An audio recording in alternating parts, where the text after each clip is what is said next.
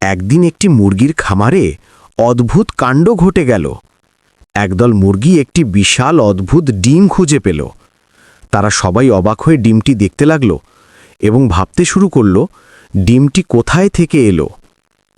ডিমটি হঠাৎ কেঁপে উঠল আর মুরগিগুলো ঘাবড়ে গেল। সব মুরগি মিলে চিন্তা করল এবার ডিমটিকে ফাটিয়ে দেখা যাক।